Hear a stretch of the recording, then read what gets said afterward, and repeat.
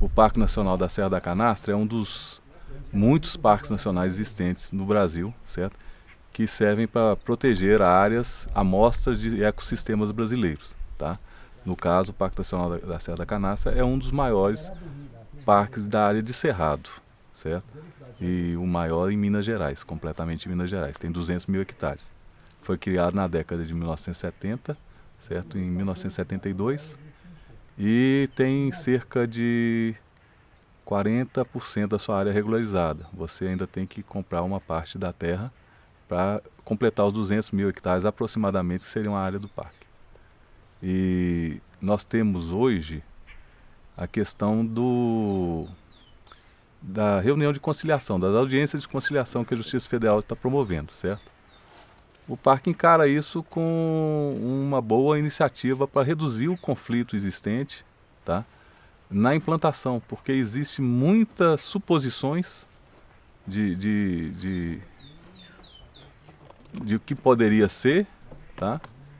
E na realidade as coisas vão ficando mais claras, a convivência com a população local, com os fazendeiros que ainda estão dentro da área do parque, ela se torna mais clara na medida em que você apresenta o que é o projeto do parque para a população, certo? E a população mostra seus anseios, tá?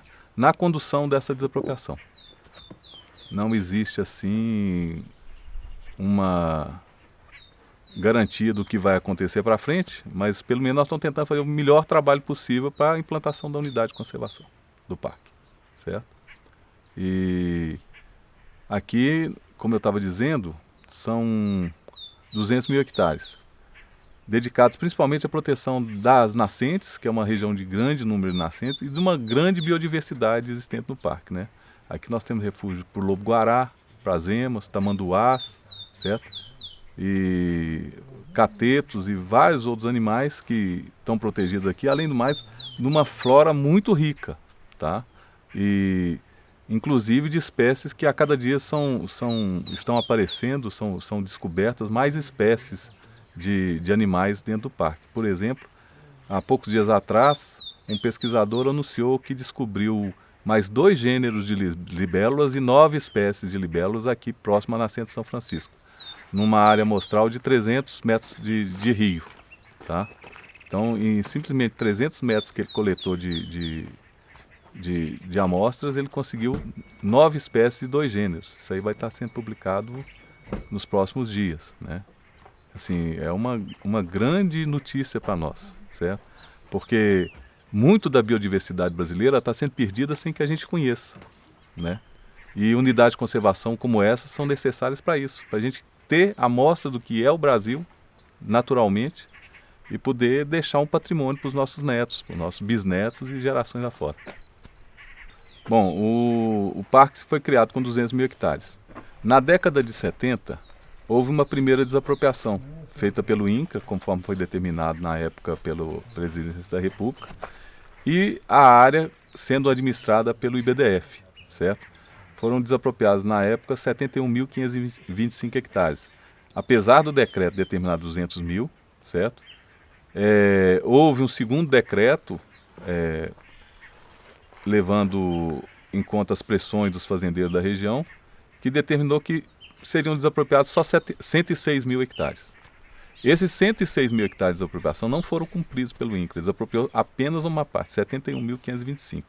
Era uma época de exceção, né? Nós estávamos em plena ditadura militar, aconteceram alguns fatos bastante desagradáveis e bastante, vamos dizer, pesados para a história do parque, mas não foi cumprido nem o decreto que se propunha de 106 mil hectares, certo? Com a redemocratização, com a nova Constituição de 88, certo? Ficou estabelecido que uma unidade de conservação, para ter modificado seus limites, somente com projeto de lei do Congresso Nacional, certo? E assim mesmo com determinadas condições, porque ela não pode ser feita uma redução de um parque só para favorecer um grupo econômico ou uma determinada classe social. Afinal de contas, o parque é um patrimônio natural de todo o povo brasileiro. Interessa tanto a um cidadão do Rio Grande do Sul a ter um parque aqui, como nós nos interessamos em saber que lá no Foz do Iguaçu nós temos o Parque Nacional de Foz do Iguaçu, que é patrimônio de todo brasileiro, protegido, certo? Então, são coisas que são determinadas pela Constituição. Com isso, ficou patente a necessidade do IBAMA, na época, continuar a implantação dos 200 mil hectares, certo? E é isso que vem sendo feito, a criação de um trabalho de adquisição dessas terras, tá? Para concluir a compra de todas as áreas do parque, os 200 mil hectares aproximadamente. Dá um pouquinho menos, acho que vai dar uns 197 mil hectares. E esse trabalho vem sendo desenvolvido há alguns anos. Nós estamos utilizando recursos de compensações ambientais, compensações de reserva legal, certo? Que conforme a lei permite, certo?